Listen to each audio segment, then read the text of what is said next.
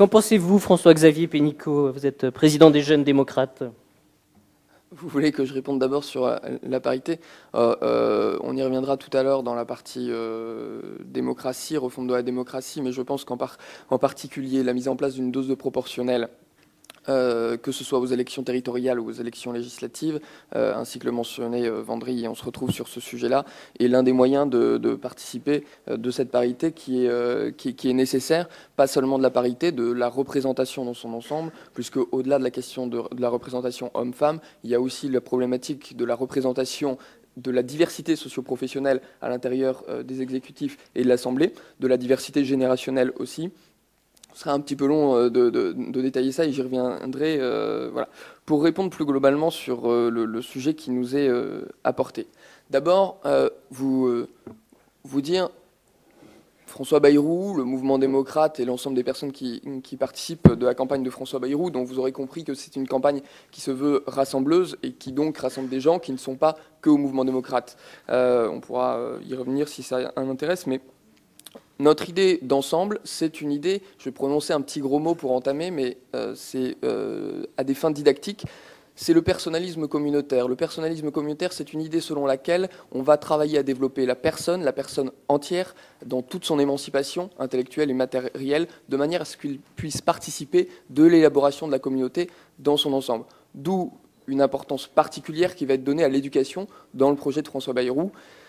D'où aussi, lorsque l'on m'a demandé, Erwan Guillaume m'a demandé quelles étaient nos propositions pour la jeunesse, j'ai insisté sur le fait que dans le projet de François Bayrou, on essaie de ne pas parler aux Français catégorie par catégorie.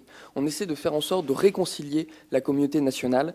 On essaie de faire en sorte de ne pas céder au clientélisme auquel on cède trop souvent. Et je vous invite, vous, jeunes, à ne pas vous laisser duper par des petites propositions qu'on vous ferait, vous, en tant que catégorie. À une autre catégorie, on en fera d'autres. À une autre catégorie, on en fera une autre. Et cela porte à quoi? Un projet d'ensemble qui est soit incohérent, soit intenable. Soyez, je vous invite à être exigeant et à prendre en mesure que vous participez d'une communauté nationale, et je sais que vous le faites naturellement, je sais que l'ensemble des Français considèrent qu'ils font partie de cette communauté nationale, une espèce de grande famille à l'intérieur desquelles les solidarités s'expriment. Et donc cette approche clientéliste, je la nie, je la conteste, ce qui ne veut pas dire qu'un certain nombre de nos propositions ne portent pas particulièrement sur les jeunes, parce que la réalité, Sandra Élise parlait de l'outre-mer et je partage son avis sur ce sujet-là, mais la jeunesse, comme un certain nombre de territoires, cristallise un certain nombre de problématiques de la société.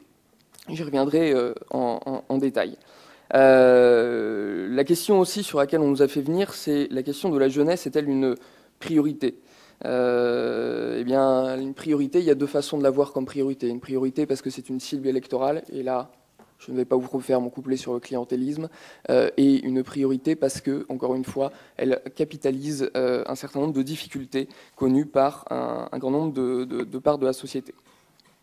On essaie du coup d'avoir un discours réaliste avec un plan de déploiement. La méthode par laquelle on travaille, vous allez comprendre pourquoi je le dis maintenant, c'est à des fins pédagogiques, encore une fois, pour la suite. François Bayrou a présenté un agenda 2012-2020. C'est-à-dire que si l'on veut changer le pays, si on veut relancer le pays, si on veut redresser le pays, si on veut relancer la production, redonner à la France le fait qu'elle puisse être la première nation dans le domaine de l'éducation, de l'instruction dans le monde, lui reconstruire sa démocratie, il faut le faire par étapes. Ce que l'on assume dès le départ, c'est que l'on ne va pas faire toutes les réformes dès 2012, en particulier sur le redressement. Nous avons présenté, François Bayrou a présenté un plan de redressement avec 50 milliards d'économies et 50 milliards de recettes pour avoir ces 100 milliards nécessaires pour rétablir les finances publiques. Je crois que c'est servir la jeunesse que de lui dire on ne va pas laisser dans les décennies à venir une dette dont vous serez les premiers payeurs. C'est aussi ça la solidarité nationale, c'est avoir une solidarité intergénérationnelle.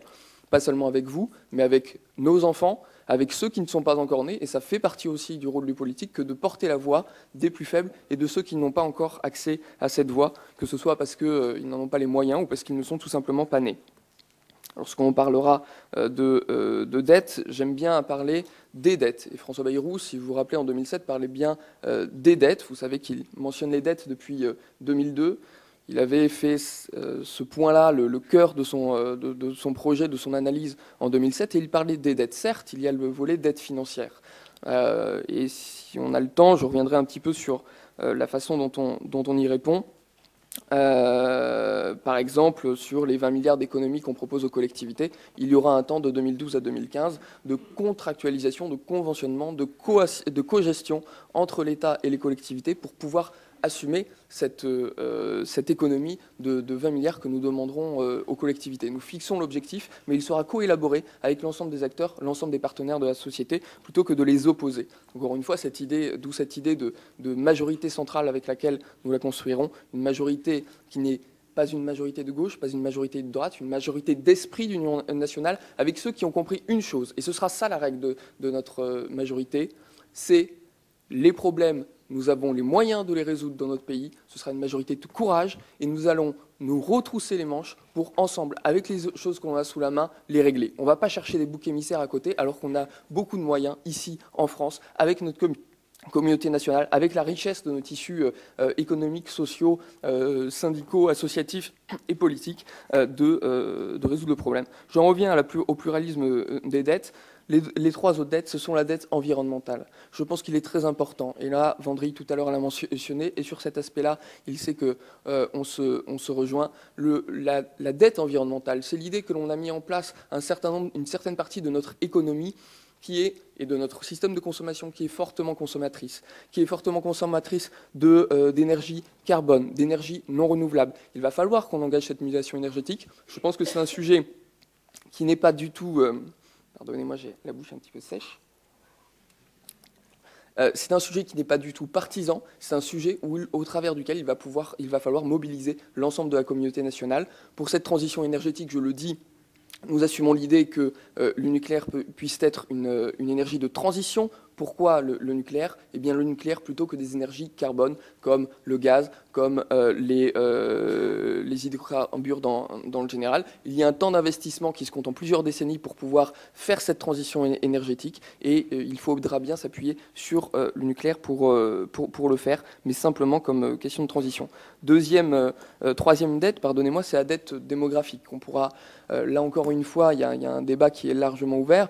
La réforme des retraites telle qu'a été faite n'est pas du tout suffisante, elle ne finance pas la chose de façon durable, d'où le fait d'ailleurs qu'en même temps on ait voté un plan de mise en place d'une retraite systémique, d'une réforme, pardonnez-moi, systémique des retraites en 2013, et cette échéance de 2013 pour la réforme des retraites sera nécessaire, avec une flexibilité du monde du travail qui est forte, avec des filières où vous ne savez pas, on n'est pas comme il y a des décennies, où vous allez faire le même emploi d'un bout à l'autre de votre carrière. Je ne vais pas vous le promettre, c'est faux, c'est une réalité à laquelle il faut que l'on puisse s'adapter. Et c'est une réalité que je trouve saine parce que ça veut dire que dans notre vie, on va pouvoir aussi avoir de multiples projets. De ce fait-là, nous proposons la mise en place d'un système de retraite à points qui permette à la fois de financer un système de retraite par répartition entre les générations, tout en conservant donc cette solidarité intergénérationnelle. On pourra poser, et là ça rejoindra les problématiques de gouvernance et de nécessité de porter ces débats au sein d'institutions du type des institutions européennes, qui, que ce soit sur la question environnementale ou la question démographique que je vais apporter, ne peuvent pas être portées par un petit pays tel que la France, petit de 60 millions, mais qui par contre, si l'Europe sait parler d'une voix unie, peut avancer. La question de la démocratie mondiale doit être posée, et elle sera en lien avec quoi ? Avec la question du co-développement. Notre intérêt, ce n'est pas en opposition avec l'intérêt d'autres nations, c'est en tout cas notre conviction d'humaniste.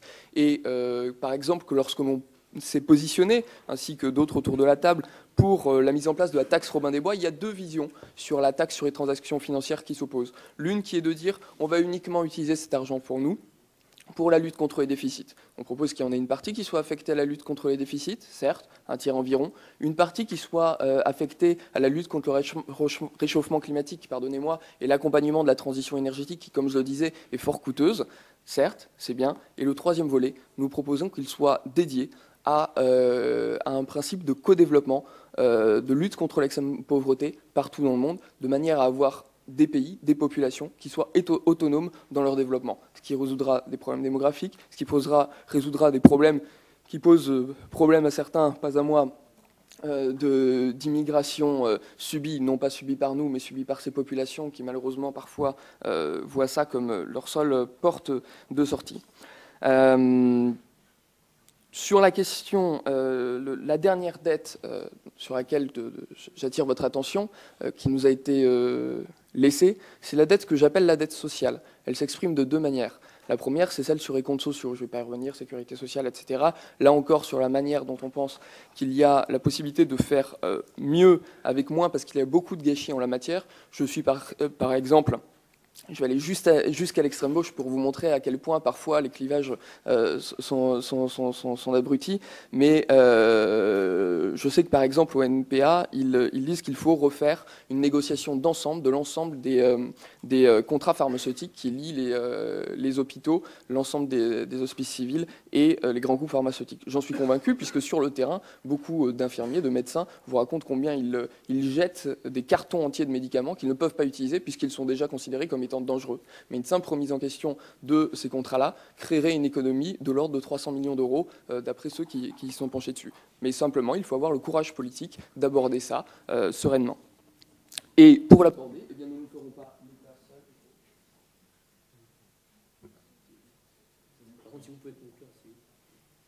déjà. Ouh, ça va vite.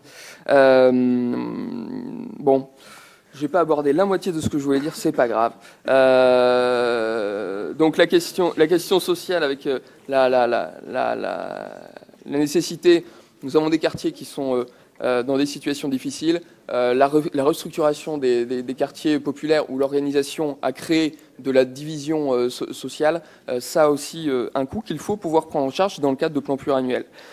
Alors je vais mentionner seulement, malheureusement, par faute de temps, un certain nombre d'éléments que je voulais évoquer. Nous avons publié un livre blanc sur l'orientation avec des propositions de mise en place d'une école des parents. Je pense que vous savez tous à quel point l'orientation est un élément difficile. Je les liste juste, je ne vais pas les détailler parce que sinon voilà. Sur la question du logement, pareil, on va publier un livre blanc avec en particulier l'idée d'une mutuelle de logement qui permet de prendre en charge les cautions de manière solidaire. On va publier aussi un livre blanc sur la flexibilité mobilité qui, par la restructuration de l'ensemble de notre tissu d'entreprise, d'une structure qui est juste TPE et grands groupes au travers de PME, permet de mieux prendre en charge la flexibilité, non pas par le contrat individuel, mais par le contrat d'ensemble. Une question sur le développement de l'entrepreneuriat salarié, de l'actionnariat salarié, pardonnez-moi, du développement de l'entrepreneuriat, de la nécessité d'organiser nos territoires, de la nécessité de construire la démocratie, et voilà. Pardonnez-moi. Merci à tous de bien respecter les règles de temps. Ah, moi aussi, je me fais couper.